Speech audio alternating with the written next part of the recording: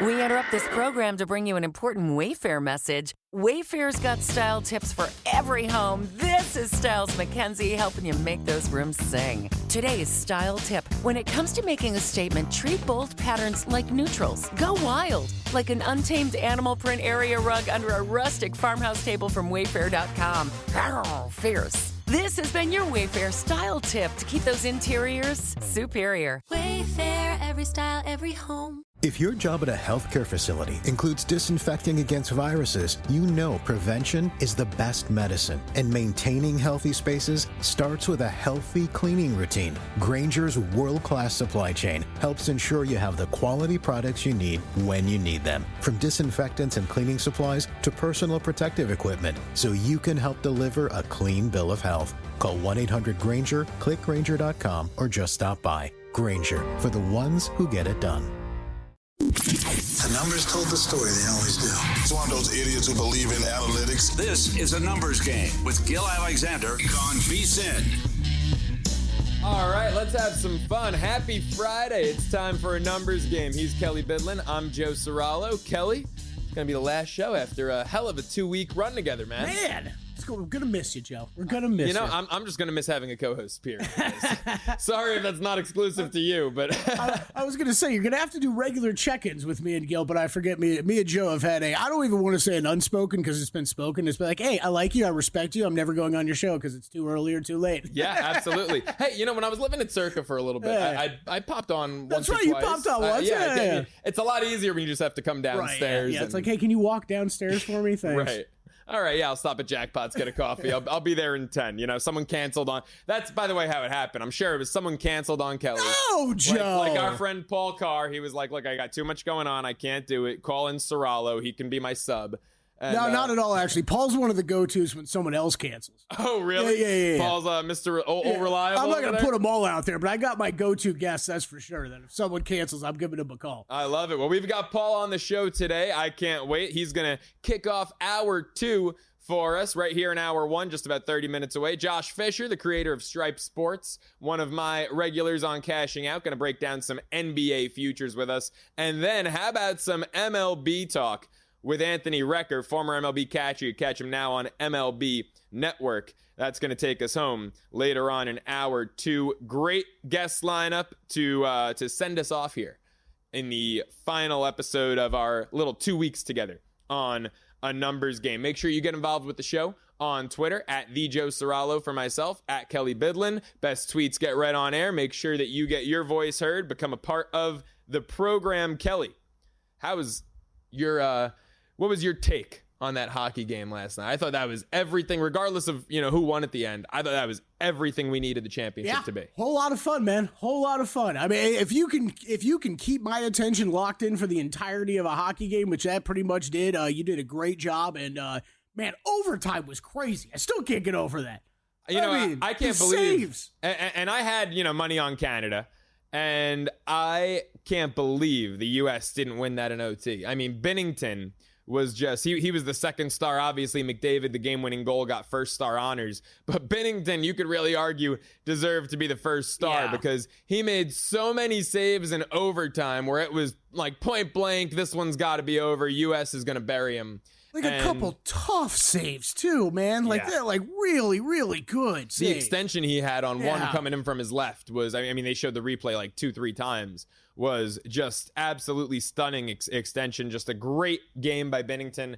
And he gets now his second big win in TD Garden. Won a game 7 there about 5-6 years back for St. Louis. So, that was the thing, because obviously a lot of people have been talking about how the U.S. had the goaltending advantage, which I believe, and I could be off on this number, I believe I heard earlier in the week, 20 of the 32 starting goaltenders in the NHL are American-born. Wow. Which, all right, well, we got that. Let's go, right? America. It's a crazy shift. I mean, goaltending used to be the greats of all time. I mean, all Canadians, right? So it's a crazy shift how the U.S. is dominating goaltending, and that was considered Canada's really lone weakness coming into this, was that the U.S. had Hellebuyck, and, Binnington was their top guy, and Binnington won a Stanley Cup 5-6 years back with St. Louis, but not the same guy that he was back then. Well, he won it in Boston, and now he won them that championship game last night in Boston. Yeah. Brady Tkachuk becoming one of my favorite players though through this tournament of just like that was just like a bulldozer goal he had last night. It's just like, I'm going to fly full speed at the net and like the puck's going to hit some part of me and I'm going to get it in there somehow. Yeah. Yeah. That was that was a blast. That was a fun hockey game. Recapping some other action from the night. That Celtics first half play got home. Good on you, man. Yeah. Laying 3 and a hook. That was a good call. Celtics full game, first half, easy peasy, no problems. That was a little weird seeing all that Sixers money come in yesterday and this line go down, 6.5 where it closed Wow, at. I didn't even see it close at 6.5. My goodness. So really no sweat the whole night long for Boston. Yeah, I mean, this Philadelphia team, they've got their quote-unquote big three, and everyone was all excited about Paul George and Embiid and Maxey. And, I mean, I'll say off the jump, I was very skeptical of George and what he would bring to the table.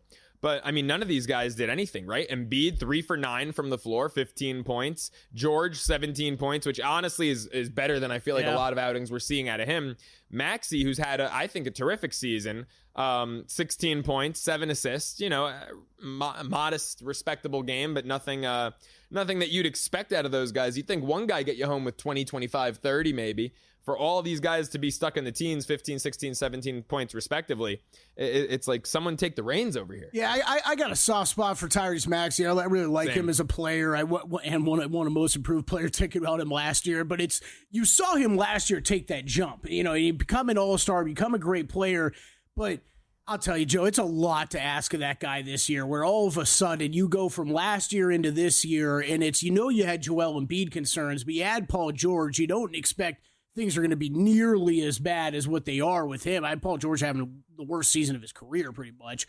So you're getting nothing from him. You don't know when Joel Embiid's going to play or not. So, all of a sudden overnight, this not only became Tyrese Maxey's team, but you don't even really have all that much help around you most of the nights that you're out there. So it's been tough to watch this Sixers team throughout this entire season. Well, maybe these guys can get healthy and hit a hot streak when they get in the playoffs, or if they get into the playoffs. But yeah, it's not when, it's if right now. Yeah, but not a team I'm counting on seeing much from. No, not at all. I mean, look, and to your point, I also love Tyrese Maxey, right? But part of what made Maxey so special is that he's got Embiid out there. So when Embiid's drawing, the majority of the attention from opposing defenses, Maxey can light you up from outside. Now, it's like you said, it's Maxey's team, and he doesn't have the supporting cast. And Paul George, to your point, worst year of his career. Embiid's having a non-existent year. Because even though when he's out there, his numbers look good. They look pretty, 24-8. He's played 18 games this year. So you got no Embiid, essentially. Paul George being a non-factor. Well, I mean, is it safe to call him a liability? Yeah, probably. Yeah, probably. This is just, it's an absolute bleep show for Philadelphia right now. And Tyrese Maxey can't do it all alone. He's been, I think, unquestionably their best player this year. Yeah, their lone bright spot. I think he's still a top 5 scorer in the NBA. So he's still putting up those kind of numbers. But I mean, you hold Jason Tatum to 15. Now, albeit he did have a triple-double, so a good performance out of him. But you hold him to 15. You hold Derek White to 16, Jaylen Brown to 20. You'd think you can get something cooking. You'd think. It's not like any of the stars on Boston went out there and killed him, but Peyton Pritchard turned into a hell of a night. And I just flipped over to these 6 Man of the Year odds. Peyton Pritchard, after he had came back to about minus 105, I think is where I saw him at yesterday. Back out to minus 185 after a 28-point performance. Was it 105? I thought 150 was the number we saw yesterday with Hunter at 280. Might have been back up. Yeah, he might have been back up. He had been coming down closer and closer to even money, though, the past couple weeks. Yeah, I mean, Hunter at plus 280 didn't look like a bad bet yesterday when we were doing our NBA awards. He's out to 4-1 now. Yep. Speaking of NBA awards, as we were playing our game of, what was it? Done or not done yet? Yeah, that aged well. Minutes after we get off air, maybe seconds, Defensive Player of the Year entered the not done yet category. Wemby was laying 2,000 as the easy favorite. And now with his blood clots, what was it? Thrombosis in his right shoulder, the official diagnosis, which first off, I just want to say, because obviously we look at so many things, and no pun intended with this show being a numbers game, but here at the network, we look at the numbers surrounding so many things and how it impacts the betting market. And sometimes you forget to look at the humanity of it all. I mean, this guy's a kid. And for me to say that shows you how young he is, right? Victor Wembanyama is a kid. And you see what he's going through right now. And I think the easy comparison, and the first guy that pops into mind, is Chris Bosh. And when Chris Bosh was going through this, that was essentially the last we saw and heard of Chris Bosh on an NBA court in an NBA uniform. And, this is Victor Wembanyama, the most hyped up, most generational prospect we've seen, I would say probably since LeBron James. I mean, you can argue Zion, and he's kind of been a bust because he can't stay healthy. But the Wemby hype has been absolutely insane. And so looking at this kind of twofold here, first off, I hope we get to see him live up to his full potential as an athlete, and that we get to enjoy everything he's capable of on the court, and that this doesn't hinder him, beyond this season. Mm-hmm. Secondly, looking at it from more of a human perspective, I mean, this is a kid. I hope he's able to have a normal life, because Chris Bosh, once this came over, really lost his ability to have a normal life. Yeah, glad you brought it up, Joe, because it really was one of the first things I thought of yesterday. It's just, it's scary. If you're a fan of the NBA, and man, you've heard a lot of criticism about the association, I think this past couple years, and this is the next guy, like you said, the next generational talent. We've seen it coming for years. As young as he is, it's still been a few years that we've seen this coming with him, and he's starting to play up to that level. It's really tough, and especially when we've seen some of the past examples. We've seen a little bit more recently, Brandon Ingram, Ausar Thompson, and no, nobody's a doctor on this show, but we've seen these guys deal with blood clots, have to take off the rest of the season, eventually come back just fine. But yeah, there are the examples of Chris Bosh and others that have had to deal with multiple of these, and it can really be career affecting. So you really hope this is just one, and he's able to move on from this. And it just happened to be, in the shoulder. And you heard a lot of these guys talking yesterday about the repetitive motions that you see from pitchers and basketball players sometimes, that these being a little bit more common to get in your arms.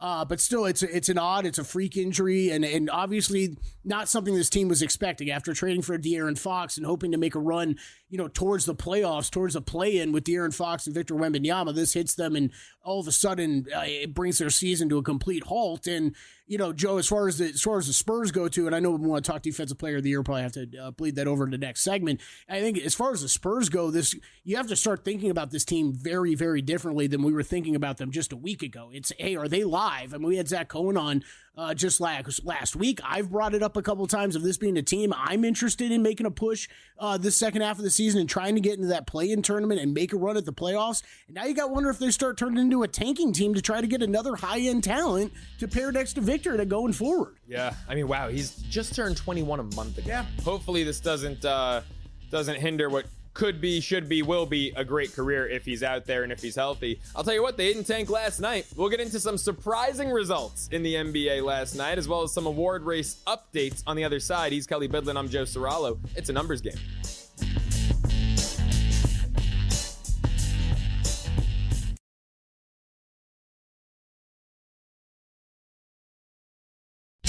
A numbers game on VSiN, the sports betting network. Numbers game continues alongside Kelly Bidlin, Joe Serralo, taking you through your Friday morning. And now, as we continue our NBA awards talk, taking you over to the Progressive guest line. If you watch me on Cashing Out, you know who's about to join the show. The creator of Stripe Sports. You can also catch him weekly on ESPN Austin down there in the Lone Star State. Our friend Josh Fisher joining the show. Josh, happy Friday. How are you, man? Good. Feel good. Woke up, ran 5 miles, had a delicious breakfast, watched the news, read the paper, ready to rock and talk some betting with you guys. Same for all of us. Big West LA 4:30 a.m. jog guy. He's out there with all the single moms walking their poodles in Brentwood every morning. I went 7 miles this morning, but it's not a contest. Okay. All right. Way to one up me, but I'm not even mad. I'm proud of you. Good for you. That's awesome. Yeah, Josh, we're talking Defensive Player of the Year all morning on this program, and obviously the awful Wemby news yesterday shook up the awards market. And I mean, look, first off, we just wish Wemby the best, and it's atrocious to see this. The kid's 21 years old. Hopefully it doesn't hinder a long and successful, potentially Hall of Fame career. But now when you look at this odds board and the impact it's got on it, this thing is wide open. I disagree. Jaren Jackson's the odds-on guy. I don't think anyone should be an odds-on favorite in this market. And you got, 3 players on the best defensive team in the league, currently among the 7 shortest shots. Do you think about going to one of those guys? Yeah. I mean, first of all, Triple J's won the award before, so let's not give him let's not discredit him. He's one of the best. He's one of my favorite players in the league. I think the guy's completely underrated, and he's the reason the Memphis Grizzlies are where they are, not Ja Morant. He's the all-star. But to me, I think Lou Dort is the unsung hero in Oklahoma City. They are the best defensive team in basketball by a country mile. It's like not even debatable who the best defensive team in basketball is. So at that point, why shouldn't the best defensive player on the bona fide best defensive team win the award? Like it's almost my reasoning with Shai Gilgeous-Alexander versus Jokic. Is Jokic the best player in the world? Yes.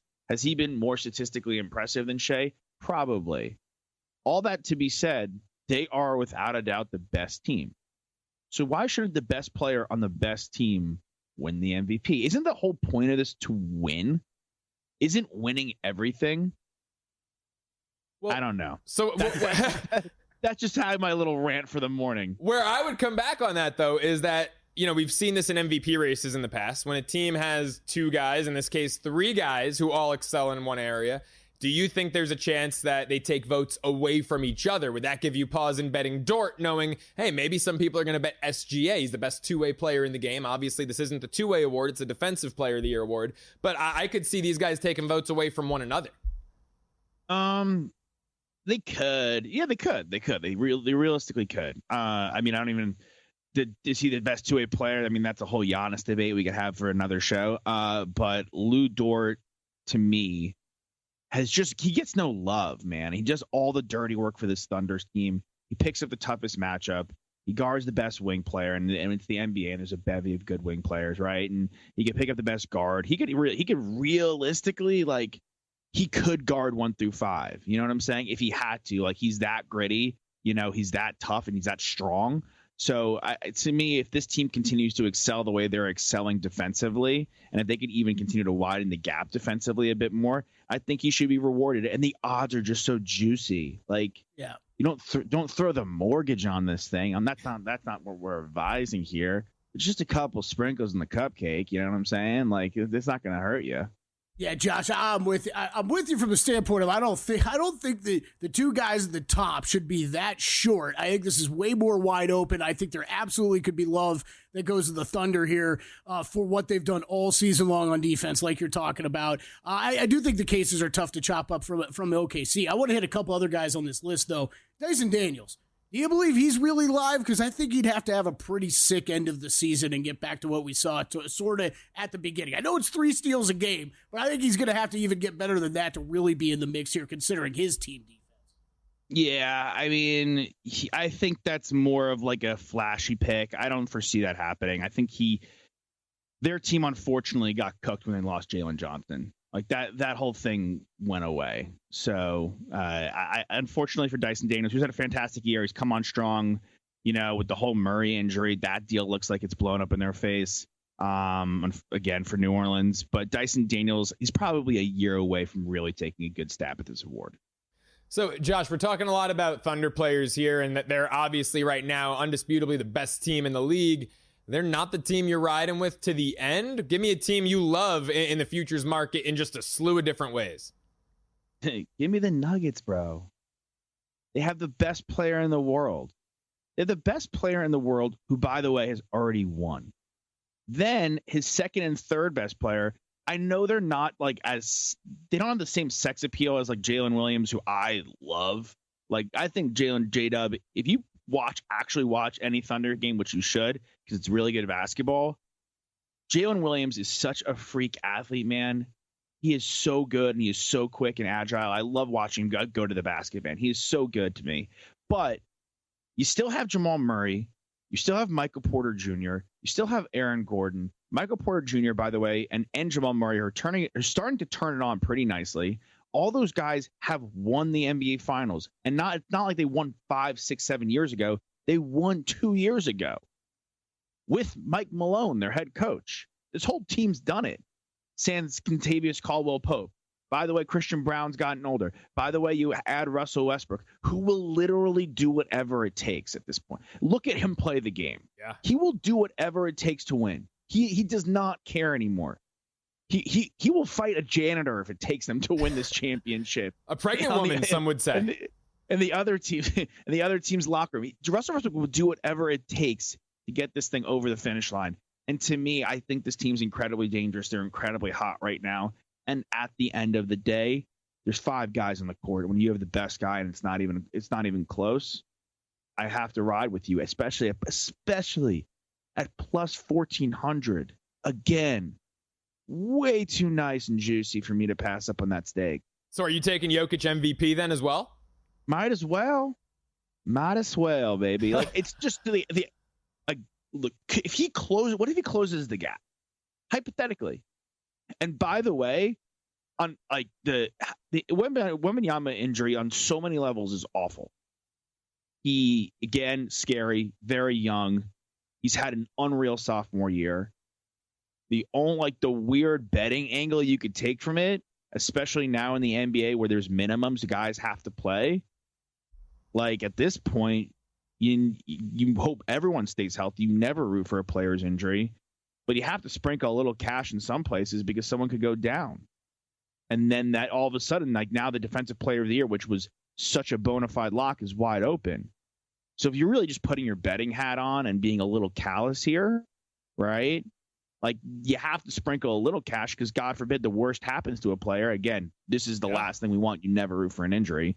But if that does happen, you have to kind of be prepared before the odds, like Jokic's odds, like hypothetically would just, plummet in favor of him. So, and all that to be said, that the injury thing aside, like if they're 9 games back, 8.5 games back, if they close the gap to 2 or 3 games, which means the Thunder would have had to fall a little bit and they would still have to be scorching hot, and they would arguably be the hottest team going into the NBA championship. And the most important thing for an MVP race is finishing strong, right? Like, he's going to win the award. He's the best. It's no competition on who the actual best player in the league is. He's Shohei Ohtani. That's what it is. Yeah, I think it's going to be a really interesting race down the stretch this year. That's for sure. Jamal Murray, Russell Westbrook. If you're just catching up on the NBA now, these have been 2 of the most fascinating stories, I think, throughout the season. Because Jamal Murray, personally, Josh, I thought he looked a little washed at the beginning of the year. I thought this was going to be the start of his downfall. And, man, he's been playing great ball recently. And Russell Westbrook looks like a different player there in Denver right now than what we've seen past couple years. So, yeah, I think watch out for them. I know you got one you're liking in the Rookie of the Year market that's just been a complete mess. Where are you looking at over there? Yeah, I mean, Castle should be the favorite, is the safe bet. This was one of my favorite picks in the draft coming out of the draft. The minute they took this kid, I was like, there's no way on God's green earth he's going to be bad. He's just going to be good. Like, they just home run picks. He was good in college. He's a big man. He's going to fit so nicely next to Bam. And that's Kel'el Ware. Like, I think he's plus 900. I saw him at plus 600 somewhere else. Yeah. He's plus 900 here. Yeah, and if he has like a January, February, the rest of the way, like he just had, like, he's going to tighten the gap between Castle and make this a tight race. Castle should be the favorite. If you want to put money on that, like, no disrespect, go right ahead. Minus 180 is still pretty nice. And I like Jalen Wells has had a really strong season, but I think you talk about guys that could take away from each other. Like, down the stretch, Edey's going to have to play more. So I think Edey and Wells could take away from each other, as you were discussing, Joe, with the Thunder guys taking away from each other. Whereas I think Kel'el Ware is going to continue to progress for the Miami Heat, and a plus 900. It's a really nice bet for me. Josh, as always, man, awesome stuff. Appreciate the time. I'll see you next week on Cashing Out. Thanks for hopping on. Later. Up next, some MLB futures. Josh is going to be happy when he hears that I am all over his Red Sox this coming season. It's a numbers game. He's Kelly Bidlin. I'm Joe Serralo. The numbers told the story, they always do. It's one of those idiots who believe in analytics. This is a numbers game with Gil Alexander on VSiN. All right, it's time for another hour of a numbers game alongside Kelly Bidlin. Joe Serralo here, taking you through your Friday morning on this February 21st edition of the show. Kelly, it was a really big morning. We had the draw for the round of 16. That's right. In the Champions League. Who better to talk about it with than our friend, host of the Expected Value podcast? Catch him over at True Media Sports. Paul Carr joining us on the Progressive Guest Line. Paul, how are you? What was your biggest takeaway from this Champions League round of 16 draw? What I want to know, most importantly, who was the biggest winner? Oh, I know you guys were up at, I think it was 4 a.m. your time when this draw happened. I hadn't gone to bed yet, yeah. Yeah, so I'm not telling you anything you don't know. But the big winner here, really, The big winner here was really Barcelona. Because the way the draw works, you get one of two teams for those teams that got buys. So Barcelona could have gotten PSG, who, has a pretty high ceiling, one of the 7-8 favorites, or they could have gotten Benfica, and they got Benfica. And they're in a quarter of the draw where they have Benfica in this round and then either Dortmund or Lille in the next round. So they should be, or they will be, large favorites against any of those teams. So Barcelona was already one of the 3 or 4 favorites. So their odds are down, I think, plus 450 or so to win the Champions League. It's not something I'm running out to bet, but they're the big winner here. Just got a nice path to the semifinal. Yeah, Paul, this is pretty bunched with the updated futures. Real Madrid plus 380, Barcelona plus 450, Liverpool plus 550, Arsenal plus 550, Bayern 7-1, Inter 11-1. Everybody else longer than that. Anybody else jump out to you that you think is worth a bet with their current path? I know you've got Bayern in pocket already, right? Yeah, obviously. Obviously. I've been at 700 and they're still there. There's nothing here I love. If I had to play something, I would look at either maybe an Inter at 11-1 or PSG 10-1. PSG has Liverpool in this round, which is obviously the favorite, but they'd have a more favorable quarterfinal against Bruges or Aston Villa. Inter Milan has Feyenoord here, so they should get through. Then they're probably going to run into Bayern, maybe Leverkusen, but neither one of those teams is that great. So those are the two I would look at, just because they have, they're tough paths. You're in the round of 16. It's going to get hard, especially in this round or the next. But they have, reasonable paths to get at least to the semis. Paul, any interest in Barcelona and playing them at plus 450, given the pretty favorable draw here? I don't hate it. I'll put it that way. They're definitely the best team in their quarter, and realistically, they're pretty significantly the best team in their half. Their defense still scares me because it's just not good. I've said, they have the best attack in the world, maybe, or at least the highest ceiling there, but they also have a pretty low floor for the defense. So, plus 450 it's about the right price. But if I had to pick one of those 2 or 3 favorites, I would probably take them just because of the path to the final. All right, I like it. Good stuff. Switching to the Prem now with Paul Carr, and make sure to check out Paul's podcast on The Ringer, too, for everything Champions League. Great stuff going on over there. One game today, Paul, wanted to throw at you, Leicester and Brentford. That one's starting here in about 5 hours. Brentford minus 105 on the 3-way line, Leicester plus 270, draw plus 275. Anything that you considered in that one? I thought about the over 3.5, and Leicester's relegation threatened for a reason. They're not that great, especially defensively. Brentford games have been pretty high scoring on the whole this year. It's plus 145. I was kind of hoping for a little better price. So that's my lean, but it's not something I'm likely going to end up playing. There is another 3.5 total, though, that you are interested, right, Paul? You mentioned this Liverpool team just a couple of moments ago here on the program. They've got a marquee matchup Sunday morning against Man City. Which way are you going there? Yeah, this is the big game of the weekend. One of the bigger games of the year in the Premier League. I am going over 3.5 at even money. Here's the super simple thing. City has played 12 games this calendar year, and 11 of them have had at least 4 goals. Wow. That's your nice and simple thing. Liverpool has scored 2 in 6 straight Premier League games too, and they played back in December, and it was about 4.5 expected goals between the two, even though I think it ended 2-0. It's the same thing we've been railing on for City all season. Their defense is kind of a mess. You saw this against Real Madrid earlier in the week, 3-1 final there. The one question mark, Erling Haaland, Kevin De Bruyne, both kind of up in the air for Man City from an attacking standpoint, but I don't think it matters too much. Just think there can be goals one way or the other, like 3-1, either way. 2-2 could be kind of a game here. There's a chance, both teams kind of tighten up and say we're fine with a point, but I'm not sure City has that gear in them. And until they show me, especially this year, I'm not going to go for it. So over 3.5, even money. Couple other bets for you this weekend, Paul. Let's talk through Fulham and Crystal Palace first. Where are you looking there? Yeah, Fulham's an interesting team. I thought they might be in a little trouble before the year, maybe relegation threatened, but they have very much not been. And quietly, they have a very solid defense, especially lately. The 3rd fewest expected goals in the league, in part because they're not conceding a ton of shots, only about 11 per game, which is 4th fewest in the league. And they looked really good in a win against Nottingham Forest last week. They won 2-1, but easily could have had another goal or 2. Forest is a team that doesn't really want the ball, doesn't need a lot of the ball, and Fulham handled that very well. And Palace is kind of a similar team to Forest in that sense. Palace has gotten better results lately, but they've won 4 of their last 7, but they've beaten mostly bad teams: Southampton, Leicester, West Ham, Manchester United. So Fulham's just the better team. They're at home. I get plus money on this at plus 105. I will take that. Paul, personally, we've got more action tomorrow. I'm more of a Southampton guy myself, but we've got Wolverhampton taking on Bournemouth. What do you like in this one? Yeah, Wolverhampton, Bournemouth. These are two teams kind of going different directions, or especially lately. Bournemouth has really been playing as well as anybody in the league. Only one loss in their last 13 games. They're making kind of a late Champions League push. And they've won 3 of their last 4 by multiple goals, with the exception being against Liverpool. So no shame in that. Wolves, on the other hand, they've lost 5 out of 6, 3 by multiple goals.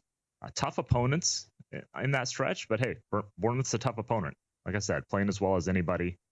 So I like Bournemouth laying the goal and a half here at plus 165.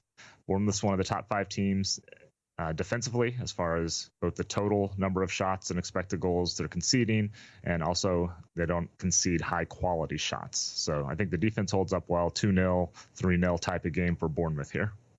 All right, Paul, I'm going back to the top goal scorer market again. Is Mo Salah going to run away with this thing now? Like he's out to minus 310. Is it a 5-goal lead he has now over Haaland? Yeah, I think so. And Haaland's, like mentioned, he's dinged up. He missed most of the Champions League game midweek. Not sure if he's going to play this weekend. So yeah, it's going to get harder and harder to catch Salah, just because Liverpool's obviously pressing for the title. He takes their penalties, as we always stress. So it's hard to see anybody catching Salah, just given where Liverpool's at and what he needs. I mean, you're almost just betting on a Salah injury at this point if you're taking somebody else. And Paul, while we're on the subject of Liverpool here, before we let you go, the last thing I want to ask is, you know, we saw Liverpool, they were laying $4 earlier in the week to win the Premier League. Now that's come a little shorter. It's down to minus 290. Are we approaching a bettable price with Liverpool? Is there a certain number you would lay for them, or is that still just too much juice? I think that's about right. So you're looking at, 75% chance of winning it, which is really what most projections that you'll find are in that area. So I think it's right for now. And the case to make that is that Arsenal is just so kind of thin that, another injury, especially defensively to Arsenal, and they just got no shot at all, as opposed to, 1 out of 4-ish that they got right now. So I don't hate it at minus 290, but it's not something I'm going to rush out to play either. If I had to pick one of the two between Liverpool and Arsenal, given the prices, I would take Liverpool, but not something I'm running out to play. 2-horse race here. Liverpool minus 290, Arsenal plus 260, and Man City all the way down there at 65-1, the third shot on the board. Paul, really appreciate the time, man. As always, it's been a fun 2 weeks having you on. Thanks so much. You bet, Joe. Have a good weekend. Make sure you follow him on Twitter at Paul Carr. Check out the Expected Value podcast, of course. Kelly, would you lay $2.90 with Liverpool, $3 with Salah? Either or? I actually think the Salah price is kind of cheap. I mean, I had brought for a 5-goal lead. Yeah, like I've brought this up a couple times with Paul because I wanted to get in on Haaland at some point, especially when he drifted to plus money. But now you're talking a 5-goal lead where, I mean, we are getting down to the final stretch into the season here. I'm not saying he can't make it up, but man, I'm not going to go lay that. Look, I'm not that big of a soccer bettor, Joe. I'm not going to go lay that price. But you know what is screamed in the back of my head? It's the, look, if you need another parlay leg out there for a future bet or something like that, that could be a good one to tie into. When you're cooking one up on a Saturday night, Kelly? In the lab, as the kids would say? I mean, if you want to tie in, I don't know, let's say you like the Thunder to win the West, but you want a better price on it. Maybe you tie in some Mo Salah to lead the Prem and score. Because if you're the guy on Valentine's Day when we're giving out futures we love who goes with the even money future. That's right, man. That's right. Love it. Still Kelly, love it. 2-minute drill here. You brought up a great point to me during the break. Of course, wrapped up the last segment with some MLB futures, and I'm just really high on this Red Sox team. I think that they match up really well with the Yankees, but obviously the Yankees with the brand name and the casual bettors, they're going to draw more attention, more money. They're always going to be shorter priced. I think this Boston team plus 425 to win the AL East is a terrific price, and we talked about the different ways you can bet them. If you win the AL East, you're probably going to get a 1 seed. I mean, you're definitely going to get a top 2 seed. I don't see any team from the AL Central having a better record than the champ of the AL East. The AL West has taken a step back right now. The Astros have regressed a bit. Mariners and Rangers, respectable, but not as good as the top of the AL East. So Boston, 11-1 to get a 1 seed. 13-1 to get a 2 seed. If you think they win the division, why wouldn't you put a little sprinkle on them to get a 1 seed or a 2 seed? But you brought up, and I have this number in my notes, another terrific way that you can bet them. Yeah, this was, look, shop around at all these different shops. And DraftKings always has a million different ways to make these bets. They've got so many more than everyone else. It's crazy. It's too many because you're like, oh, I'll take a little of that. I'll take a piece of that. It's like going to a buffet. It's some of it. And honestly, we get a little lazy as bettors because with all the options out there, you should not Joe, if I were you, if I was strong on the Red Sox, I think I'd start building with, okay, first I'm going to bet over their win totals. It's going to be my biggest bet. Right. Then I'm going to ladder up a little bit and go to this market that we're talking about. And that's just to finish top 2 in the division. Because as you've outlined before, it's still a very tough division. Even though you think there's value in that price, there's still some good teams there, specifically the Yankees you're worried about. Okay, but then you play the plus 140 for them to finish top 2. Then you can play the division price. You can keep in mind, win all 3 of these bets. Right. You are live where all 3 of those could come home, and then you could go up further from there if you want. And the 11-1 and 13-1 for the top 2 seeds. I mean, there's just endless possibilities on how you can bet this. More of it up next. It's a numbers game. Joe Serralo, Kelly Bidlin.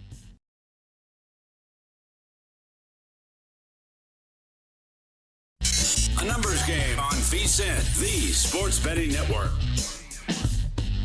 Folks, in sports betting and trading, probability is a key to success. Discover the power of high probability trading with Todd Bubba Horowitz, a former floor trader and sports bettor with over 45 years of experience. Just go to bubbatrading.com/VSiN and get a free ebook on options trading when you use the code VSiN500 to save $500 on any purchase. A numbers game continues with me, Joe Serralo, taking you through your Friday morning, this February 21st edition of the program. And now, taking you back to the Progressive guest line as we continue our MLB futures talk with my friend, former MLB catcher. You catch him now on MLB Network. Anthony Recker joining the show. Rec, how are you, man?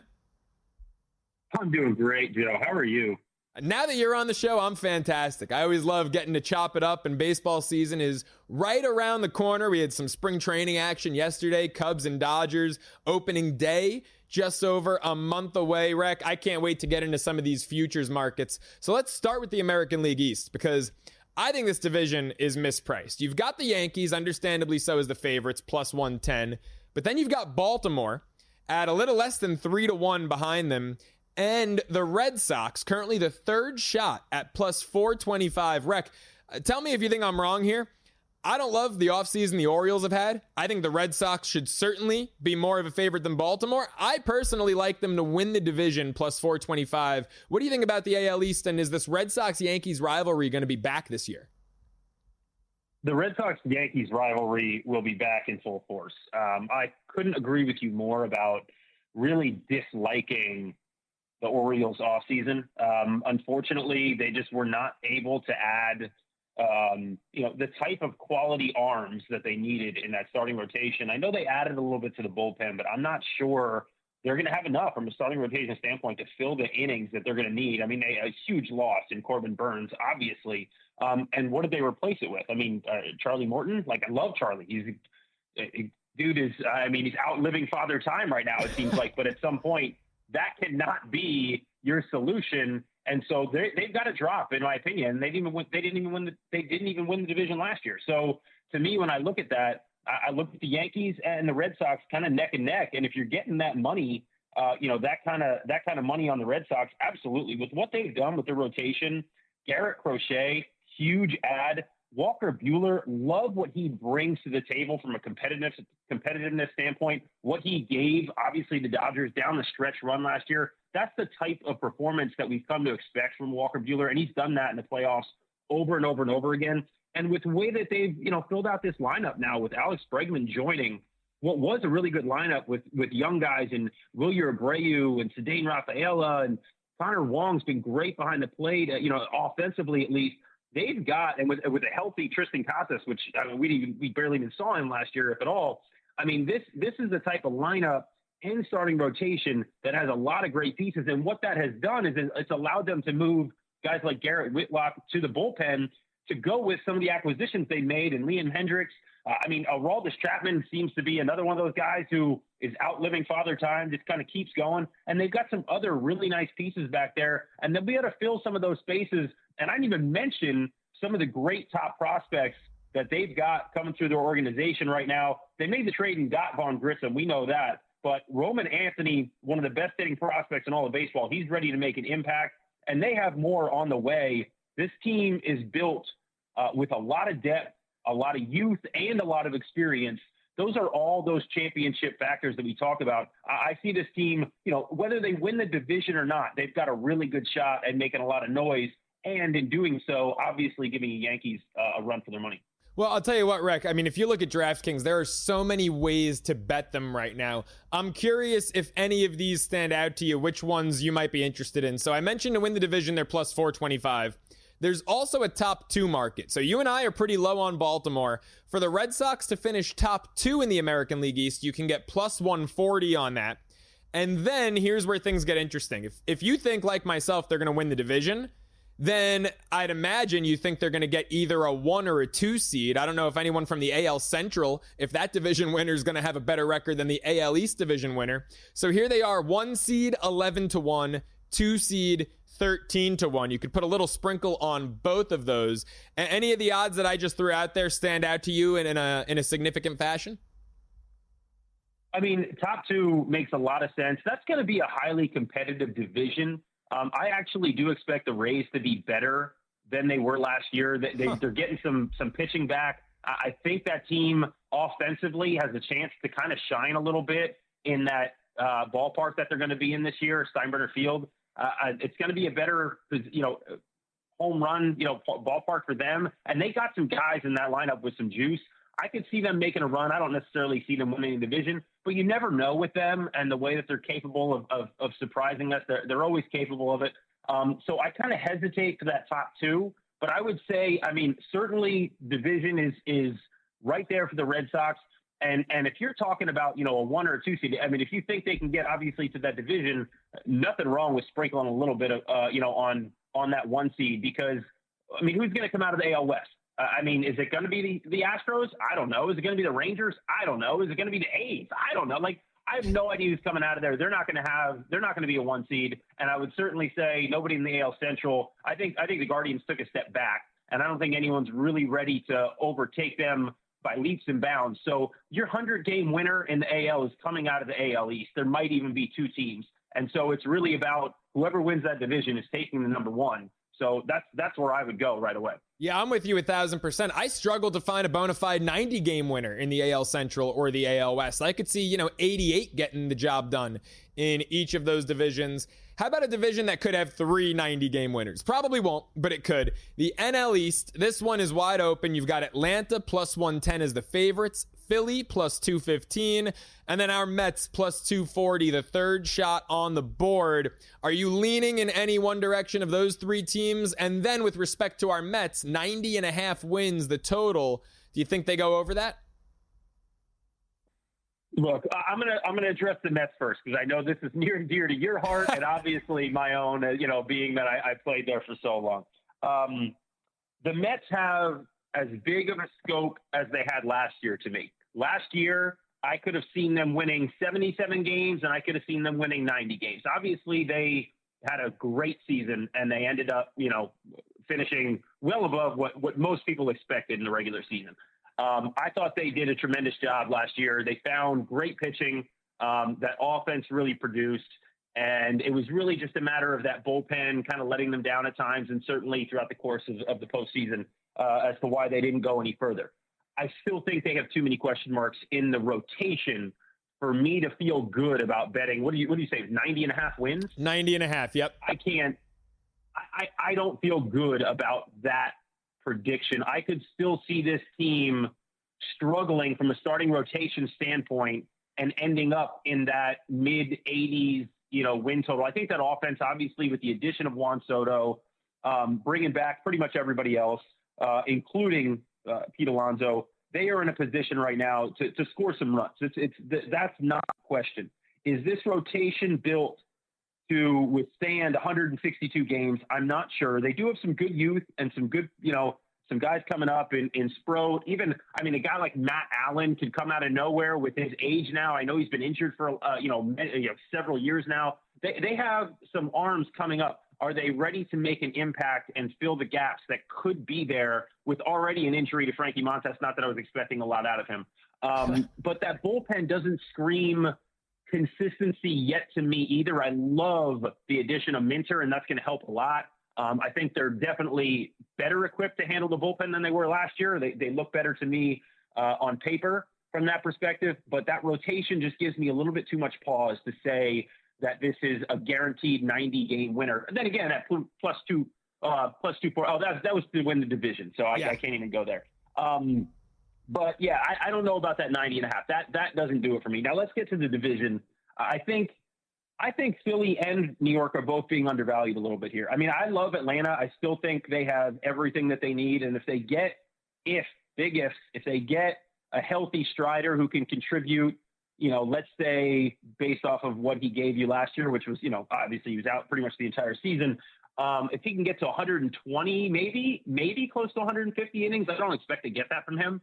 And I don't think that they should push him for that. They still have enough depth of a rotation to where they can be a force on the mound. And obviously we know Philly's rotation is very good. You go to the bullpens. Atlanta's lost a couple of pieces. I don't love their bullpen right now. I actually lean more towards Philly and their bullpen. And then offensively, I think all these teams are positioned to do great things offensively. I would say of the teams with the most upside, certainly New York and Atlanta fill those roles to me. I actually think Philly is a little bit overvalued offensively. They're aging. They're getting, I don't know that they're going to get the level of production that they've gotten out of guys like JT Realmuto. Certainly from Kyle Schwarber, from Castellanos. I don't know that that's all going to be there. So I tend to lean towards, the Mets and probably Philly, Atlanta and Philly and the Mets when it comes to their lineups. And then as far as where we go with the division, look, it's a toss-up. So I'm going to go with the money, and I'm going to say I like Philly as an overall package, and if they're close to, what do you say, plus 215? Yep. So to me, that screams the most value, but the Mets